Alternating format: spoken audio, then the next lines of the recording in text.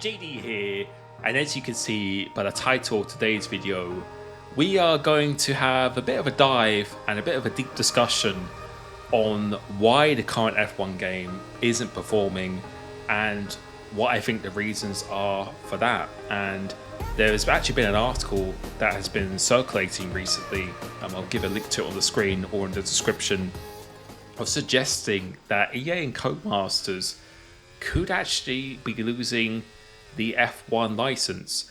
I'm not sure how long they have the contract to.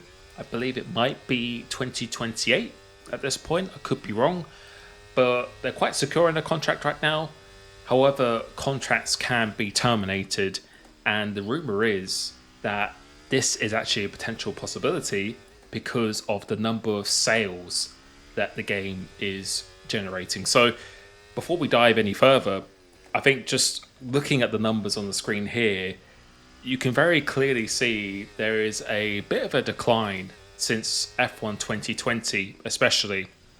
And we'll be going into what my experiences were within those games. I won't be picking out every single bug, every single detail, but just my general feeling as to why I think the units have becoming less and less in terms of sales. Also the concurrent players at the player peak on the launch of the game, also the all-time player peak.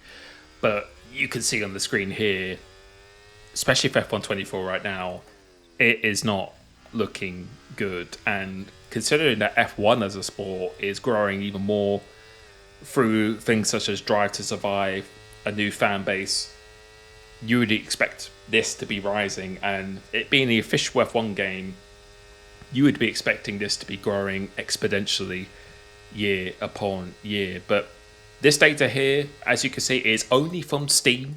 So it's only from the PC platform. So it isn't showing the console such as the Xbox and PlayStation. However, what I would say is that if F1 esports is being played on PC, you would like to think this is probably the most optimized platform, and probably the platform most people will be wanting to play in the future if they wish to get into the world of F1 esports. But like my last video, I think with the controversy of F1 esports and how we see that hasn't progressed in the way it should, I think that's also had a bit of a knock-on effect on what we are seeing here. But of course, the game hasn't completed its life cycle just yet. We are only in September. The game, I believe, released in May this year, so even earlier, one of the earliest it's ever been released. So there is still time to generate sales, but the majority of sales will always be consumed at the launch. And as you can see, the amount of units sold is dropping at a pretty alarming rate from F1 21, along with the concurrent player peak from F1 22. So I feel that this data really coincides in my thoughts whilst being a player, whilst playing these games. Just to give you a bit of a background, I've been playing competitively since 2010. I've been playing all the F1 games for many, many hours. I was in F1 esports, so I feel I have a good amount of experience. Doesn't mean I'm an expert or anything like that at all, but I feel just with my experience that this data really matches kind of what my thoughts are whilst playing the game. So if you're looking at this data here, I feel F1 2018 was definitely the best game, since F1 2012, 2013 were a couple among my favourite F1 games that I've ever played.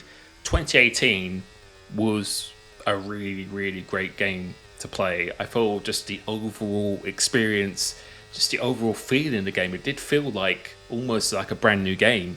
Although the game engine was the same, and I believe it has been the same since F1 2015, 2016 until now.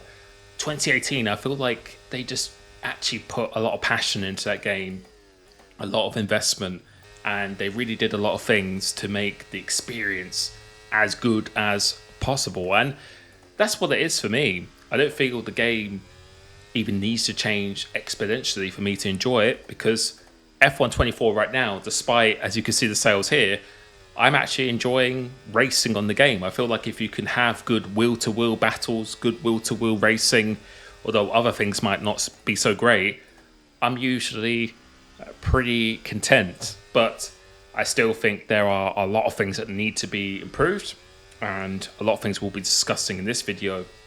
I will be mentioning why I think the sales have been dropping quite a bit. But yes, 2018, I think the hype was truly generated, and I think you saw that going into 2019 because how good 2018 was. I think a lot of people were really excited for 2019, and I think that's the reason why it has gone down from 21 down to 24, because I feel like the games, they just haven't been evolving in the way that they really should. I feel like right now with EA and Codemasters, F1 24, 23, and especially 22, I feel like they're almost doing as little as possible to get the most return on their investment. Because just for reference, I believe in F1 2020, I think that was also a really good game, definitely much better than 2019. And I think that was another good evolution. I believe that was the first time we had the classic cars again, the handling model, the ERS model, the tyre wear model. The racing was really, really good. The DRS, the slipstream, all those core racing mechanics, I believe, were balanced really, really well. And you didn't have useless features such as the F1 Life, which I believe came into F1 22. 2020 did feel like almost like a brand new game, although it was still very much the same game in terms of code and using the same game engine. I was actually really excited to play it, and I felt like we had features such as the classic cars in that game, which people actually used and enjoyed. And that's why games such as 2012 and 2013, if you were ever playing back then, you had things such as sprint mode, you had things such as the time attack, the champions mode, champions edition. The career mode for its time was definitely more immersive.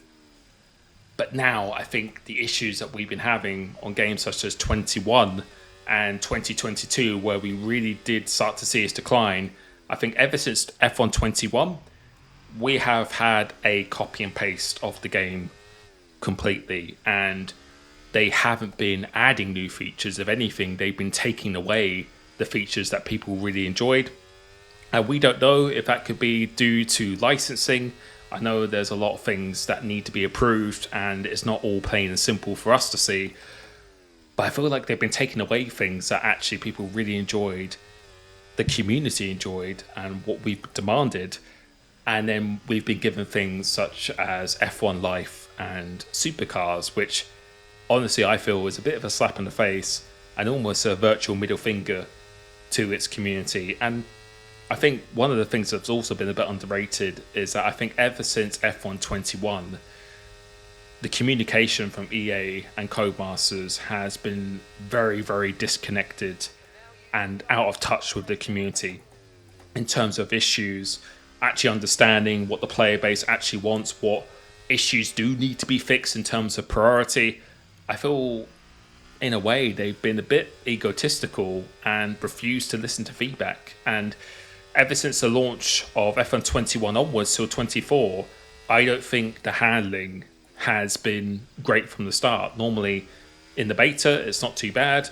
People give their feedback.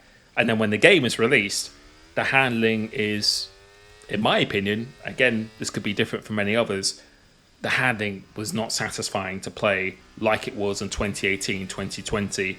And then on the recent games from 21, especially to games like 24, and this year I think it was one of the worst handling at launch.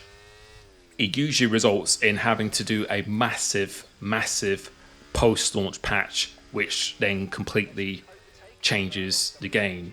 And I think since F1 21, just the community has really just been losing its faith and is no longer blindsided by this.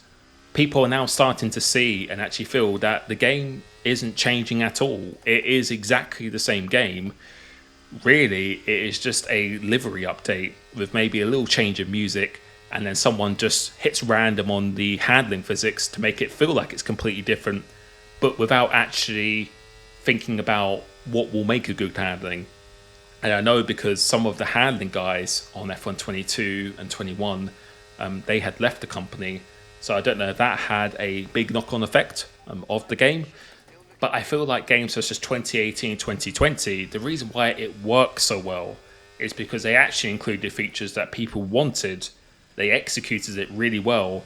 And with the handling and how things worked within the game in terms of the user interface, the racing wheel to wheel, the balancing of the racing core mechanics, they were actually thought about, and they actually cared about delivering an exciting, satisfying experience that, although it might not be sim-like, it was actually enjoyable to use. Whereas I think the launch of F124, I know there were some people out there who actually enjoyed it. For me, it was one of the worst handlings on launch ever. It felt like playing a mobile-esque game at the start, and I know that it's a simcade, and that's absolutely fine, but I just don't know who approved of that in testing and thought, you know what, people will really go enjoy it. And yeah, I think ever since F121, we have just had the same game year upon year, no changes at all. You can even see it in the game files as well. But I feel like the love and passion and attention to detail hasn't been present in those games. And I think people are just getting fed up of it. And I think you can see that in the sales. I think the issue is that companies such as EA and Codemasters, who are really, really big companies, I feel like they almost do as little as possible to have as much return of investment as possible. And the issue with this, in my opinion, is that without investing, creating a good product that lives in the imprint of the player's memory, they will not be excited for the next edition. And subsequently, they just won't be purchasing the next game. And I feel companies such as EA and Codemasters are just constantly relying on new fans instead of actually keeping their existing fans, the loyal fans, the old ones. Unfortunately, a lot of businesses nowadays operate in this fashion where they are just simply thinking about their brand and reputation and thinking that that's enough to convince people that this is a great product. It's like a director of a film. Directors who have made amazing films in the past, before the film's even released nowadays, if they're directing it, people just assume it's an 8 or 9 out of 10 straight away. And I feel like this is the mentality that EA and Codemasters have. They feel like their brand is enough to generate the sales.